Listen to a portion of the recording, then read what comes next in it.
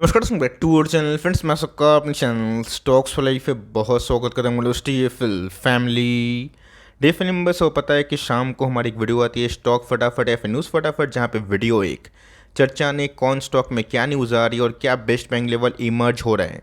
इतना मैं आप सबके लिए होमवर्क करके लाता हूँ। उससे रिक्वेस्ट है वीडियो के एंड तक बने रहे, क्योंकि आज के दिन बहुत बड़ी बड़ी अपडेट्स हैं। चैनल फर्स्ट टाइम होंगे सब्सक्राइब कर सकते हैं इस तरह क्वालिटी कंटेंट को सबसे पहले एक्सेस करने के लिए। Now without dealing any for time, let's begin. इस बात की जाए भारतीय शेयर बाजार की इंडेक्स लेवल से भारतीय बाजार को जज करना थोड़ा सा बंद किया जाए तो बेटर होगा, बिकॉज इंडेक्स को कांस्टेंट रख के नीचे से दोस्तों अच्छे कंपनीज में ब्रेकआउट करवाया जा रहा है। ऑल दो जब इंडेक्स भागता है तो बहुत ऐसे निवेशक हैं जो फिर से बुलिश और बेरिश कमेंट्री देते हैं, बट इसी बीच में दोस्तों इंडेक्स लेवल में घटनाक्रम क्या हो रहा है ये भी देखना डेली एक बहुत ही इंपॉर्टेंट काम हो जाता है। तो इसी बीच में दोस्तों इंडेक्स की बात की जाए, वो तो फ्लैट हमें देखने को मिल रहा है जब तक दोस्तों यूएस बाजार से कोई बड़ी डेवलपमेंट नहीं आती है। और जो फेड की उल्टी सीधी कमेंट्री आ रही है, अगर वो रोकथाम होती है तभी दोस्तों शायद एफआईएस बाई करना शुरू कर सकते हैं। ऑल दो गाइस डीएस के पास ना अभी भरपूर पैसा है। मैं दिखाऊंगा क्यों दोस्तों डीएस भारतीय बाजार में डेली के डेली और ऑफकोर्स महीना महीना क्या साल साल भर अच्छी खासी बाइंग कर रहे हैं। दोस्तों एफआईएस बेच के थक जाते हैं उतना तो गाइस मैं देख रहा हूँ कि डीएस काफ़ी एग्रेसिव रहते हैं। और ऑफकोर्स दोस्तों थैंक्स टू रिटेल पार्टिसिपेशन, जिसके वजह से हम डीमेट अकाउंट की संख्या उसमें बहुत ही बड़ी स्पाइक अप हमें देखने को मिल रही है। और एसआईपी का जो इन्फोस है ना, अक्टूबर के महीने में रिकॉर्ड को तोड़ दिया है। ऑल दो एफआईएस तो अभी के टाइम सही में रिटेल से थोड़ा सा परेशान हो गए हैं। रिटेल्स गए अगर मार्केट में मनी पंप करेंगे ना, वो म्यूचुअल फंड को कहीं ना कहीं काफ़ी स्ट्रॉन्ग बनाते रहेंगे। बीच में दोस्तों फेड की बात की जाए, जेरोम बाबू की तरफ से एक ऐसी कमेंट्री आई जो मैं देख के काफ़ी सरप्राइज हूँ। आपको याद होगा रिसेंट फेड की मीटिंग में जेरोम बाबा ने बताया था कि इस बार ऑफकोर्स जो आंकड़े देखने को मिल रहे हैं वो बहुत ही अच्छे हैं, सुखद हैं, जिसकी वजह से बाजार भागा था। लेकिन दोस्तों पावन ने अर्ज भी किया है इकोनॉमिस्ट से कि भाई ये सब आंकड़े देखने के बाद आप कुछ ऐसी फोरकास्ट मत निकाल दो जिसकी वजह से बाजार या तो बहुत डर जाए या फिर बाजार बहुत ही ऑप्टोमिस्टिक हो जाए। अपने टारगेट्स को रियलिस्टिक रखो, क्योंकि अभी भी इनको लगता है कि कॉन्फिडेंट नहीं है। जिस हिसाब से इन्फ्लेशन काफ़ी टूटा है, उनको ऐसा लगता है कि अभी भी गैस वो इन्फ्लेशन बढ़ सकता है। अगर इन्फ्लेशन बढ़ेगा उसका एक ही सुई है, एक ही इंजेक्शन है, रेट हाइक। अगर ऐसा करने पर मजबूर होते हैं तो ऑफकोर्स शेयर मार्केट में ना फिर से एक थोड़ी बहुत नेगेटिविटी फैल सकती है। तो पूरा दोस्तों जो डेटा है ना, इस पे ही आने वाले कल में भारतीय बाजार सहित वर्ल्ड मार्केट डिपेंड हो जाता है। दोस्तों इस बार भारतीय बाजार का जो आंकड़ा है वो थोड़ा सा अलग है। पहले तो गैस यूएस के बाजार में कोई नेगेटिव न्यूज़ आ गई तो बस सेलिंग का एक बहाना मिल जाता था। लेकिन दोस्तों हमारे जीडीपी आंकड़े सहित direct tax collection, GST tax collection, GDP growth, सबने का सबको ना काफ़ी सरप्राइज़ किया। इवन इकोनॉमिस्ट ही बोल रहे हैं इंडिया का इतना अच्छा स्पॉट, ये देख के काफ़ी सरप्राइज है। बिकॉज इस बार अगर आप देखें इंडिया का डायरेक्ट, भारत का डायरेक्ट जो डायरेक्ट जो टैक्स कलेक्शन है उसमें 22% के आसपास एक जोरदार वृद्धि होते हुए देखने को मिल रही है। और दोस्तों अक्टूबर के महीने में अगर आप देखें ना, इंडिया का जो टारगेट था डायरेक्ट टैक्स कलेक्शन का, वो 58% पूरा होता हुआ देखने को मिल रहा है। मतलब दोस्तों अगर ये आंकड़े उम्मीद से अच्छे होते हैं तो गवर्नमेंट के पास एक्स्ट्रा पैसा होगा। और एक्स्ट्रा पैसा का मतलब एक्स्ट्रा कैपेक्स, एक्स्ट्रा सब्सिडी। और जो कंपनी और जो सेक्टर अभी के टाइम डाइंग कंडीशन में है,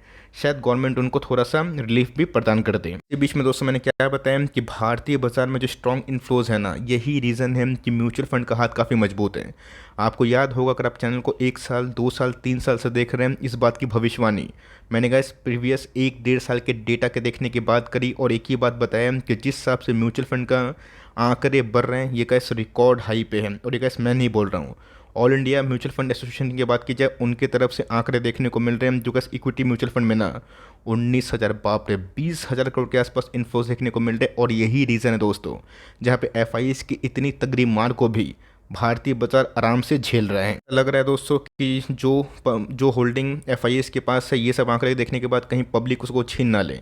एनीवेज गाइस, जोक्स अपार्ट, रही बात भारतीय डायनेमिक्स की, भारतीय बाजार की स्ट्रेंथ, उसमें कोई कमी नहीं है। अगर पीछे से गैस हमारे जीडीपी के आंकड़े मजबूत रहेंगे ना, अगर ग्लोबल न्यूज़ काफ़ी नेगेटिव भी आती है तो बाजार गिरेगा तो ज़रूर, कोई बचा नहीं सकता। लेकिन ये रिकवरी कौन सी कंट्री सबसे पहले करती है, कौन सी कंपनी सबसे पहले करती है, ये देखना काफ़ी इंटरेस्टिंग होगा। तो आज है धनतेरस, लेकिन आज गए सीडीएसएल में जो रैली होते हुए देखने को मिली, लग रहा था कि आज ही दिवाली है।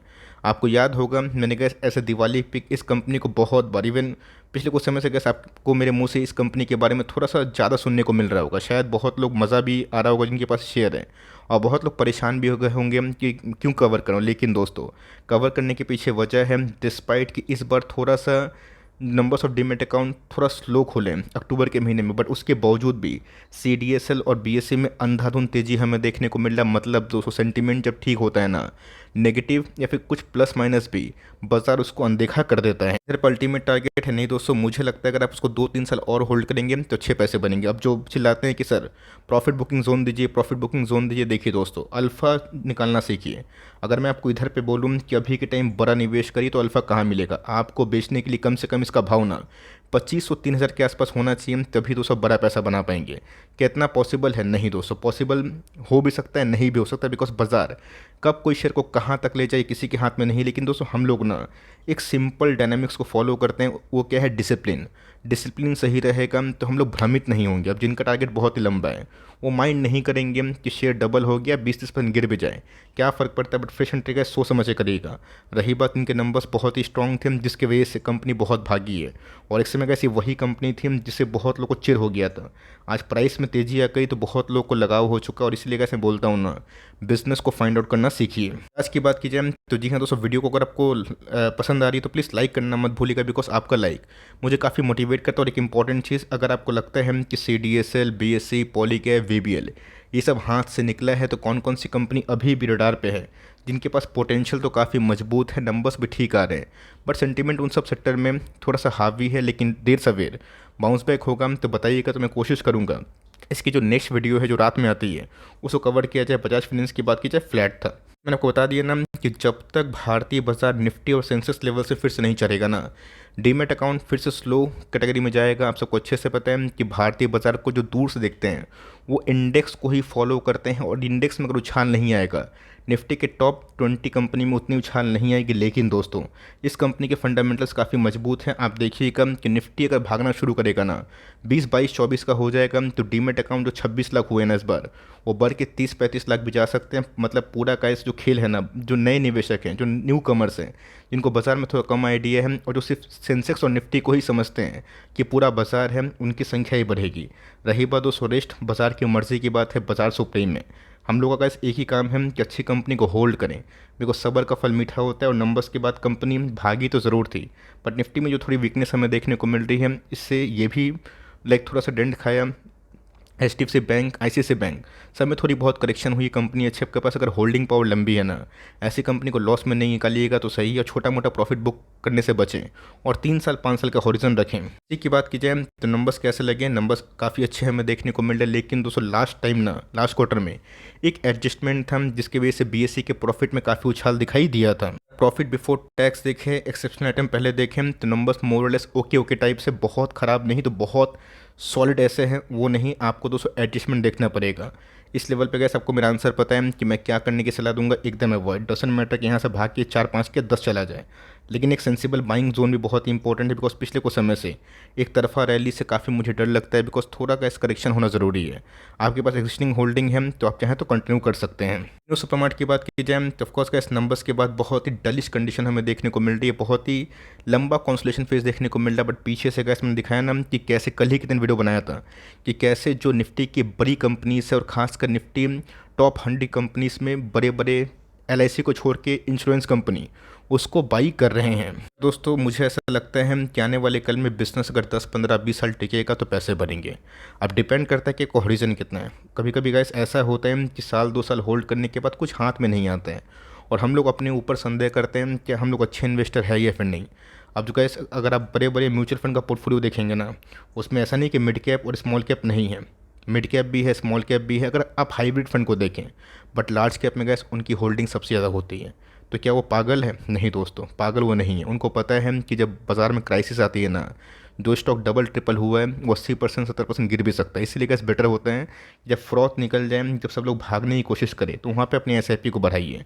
मुझे गैस कंपनी दमदार दिखाई पड़ती है, ऑल द वैल्यूएशन का एक बहुत बड़ा लफड़ा है जो बहुत लोग मानते हैं कि बहुत हाइयर है, बट मुझे लगता है कि कंपनी डिजर्विंग है, और अपने ही लैंड पे बिजनेस को डेवलप करना और रेंटल कॉस्ट बचाना, ये इवन दोस्तों रिलायंस के लिए पॉसिबल नहीं है। इसलिए गैस कंपनी मुझे बहुत ही पसंद आती है। तो कंपनी गैस आपको पसंद आएगी नहीं आएगी आपका निजी मामला, बट कंपनी ख़राब नहीं है।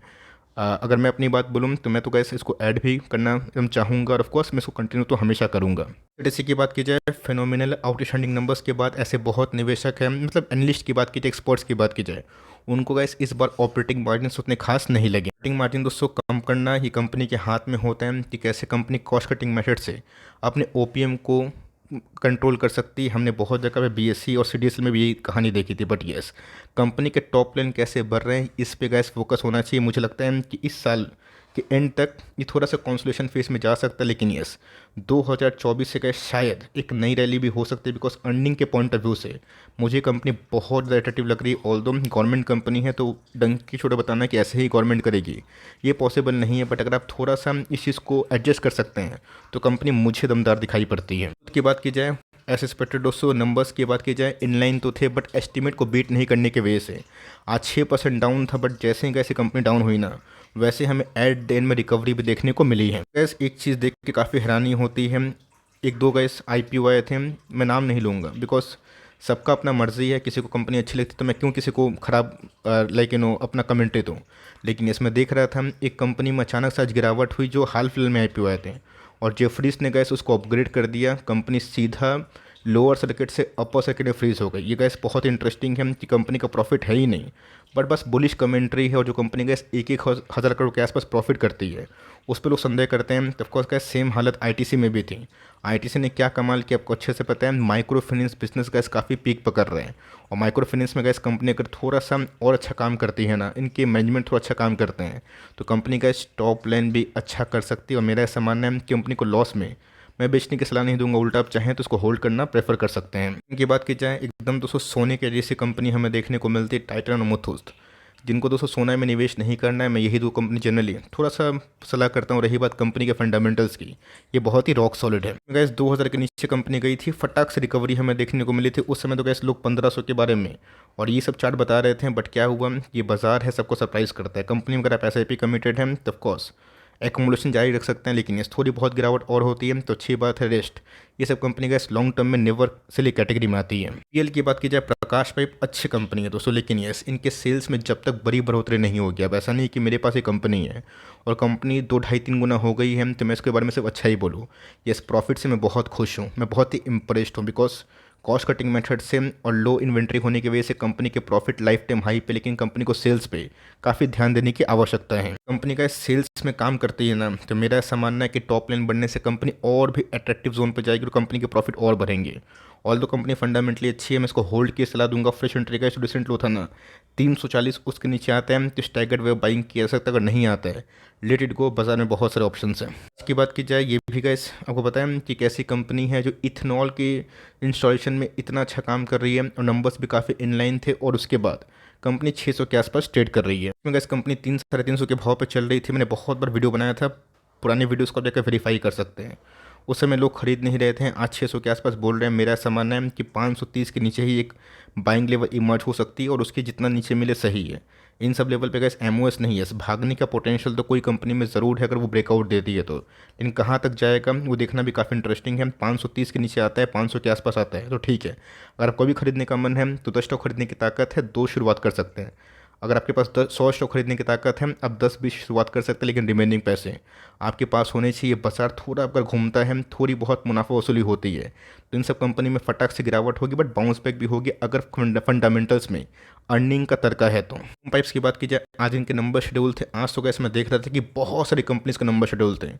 इसके नंबर्स भी हमें काफ़ी अच्छे और अट्रैक्टिव देखने को मिल रहे हैं। कहानी है टॉप लाइन, छोटी कंपनी से गैस मैं उम्मीद करता हूँ कि टॉप लाइन बढ़िया करे। अब बहुत लोग बोलेंगे कि सर पाइप कुछ ज़्यादा नहीं हो गया। देखिए दोस्तों, पीवीसी पाइप और जो ट्यूब पाइप है दोनों में डिफरेंस है। एक है गैस मेटलिक पाइप, जैसे एपीएल अपोलो हो गए, ये हो गए, और और बहुत सारी कंपनीज है, लेकिन ये प्लास्टिक पाइप का मैकेनिज्म और रॉ मटेरियल्स अलग होते हैं।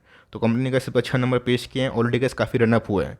इस कंपनी को अगर आप होल्ड करते हैं, लेना चाहते हैं, तो मैक्सिमम गैस कोशिश करिएगा कि 3-5 साल के लिए रखिएगा, और एक बार में पैसा मत लगाइएगा। स्टैगर्ड वे बाइंग करेंगे तो बहुत ही अच्छा फ़ायदा होगा, वरना गैस टॉप बॉटम के पीछे बहुत लोग फंसते भी, और फोमो बाइंग होती है ना, उससे अब बचें।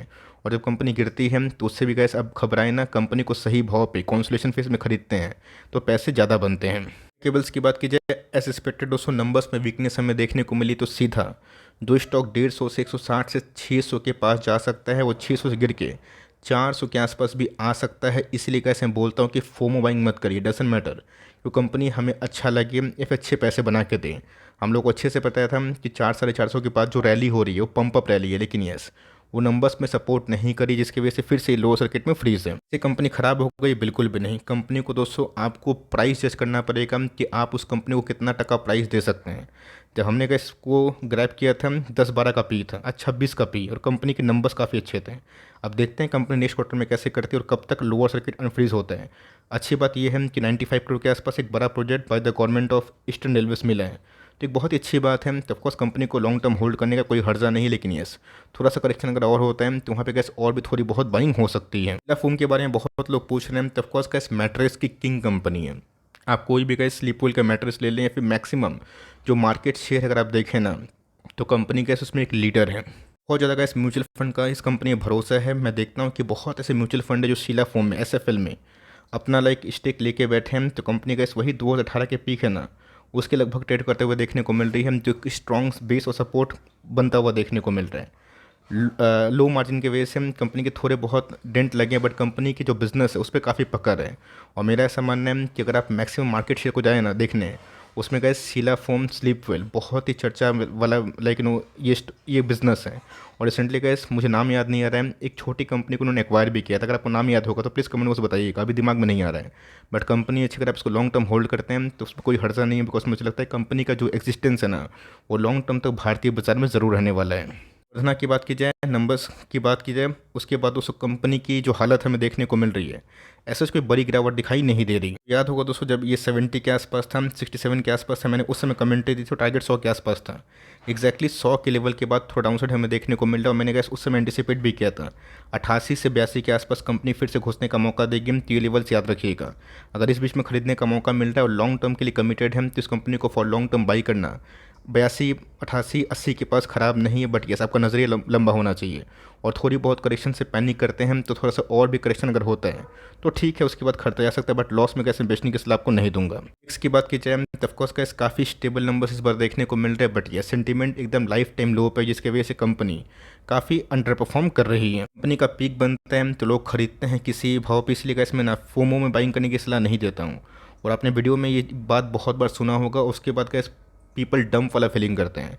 यही गैस आपको सीखना है। जितना गैस लंबा कॉन्सलेशन होता है तो और भी अच्छी बात है, और एक आध क्वार्टर कॉन्सलेशन फेज में रहेगा तो वहाँ पे गैस हमें ना ज़्यादा अल्फा और ज़्यादा एमओएस मिलेगा, बट कंपनी ख़राब नहीं। आपको ज़रूर इसको लॉन्ग टर्म होल्ड करने की आवश्यकता, अगर आपको लॉस में नहीं निकलना है। कंपनी डेट फ्री है जो बहुत ही अच्छी बात है, बट कंपनी का जो मार्केट कैप है वो ड्रास्टिकली गिरा है, और कंपनी के फंडामेंटल्स में इंप्रूवमेंट हमें देखने को मिल रही है। आपका क्या व्यू है कमेंट बॉक्स में ज़रूर बताइएगा। वीडियो अच्छी लगी तो प्लीज़ लाइक करिएगा, और बताइएगा ज़रूर कि 5-6-7 स्टॉक पे अगर आपको कवरेज चाहिए जो अभी के टाइम एकदम परफॉर्म नहीं कर रहे हैं, पर जब करेगा तो शायद सी डिजिटल टाइप के आसपास पैसे बने। तो ऑफकोर्स अगर चाहिए होगा तो वीडियो में प्लीज़ मैक्सिमम कमेंट्स में आइए और बताइए। तो मिलते हैं जल्दी ही, तब तक के लिए bye. Thanks for listening friends, God bless you all.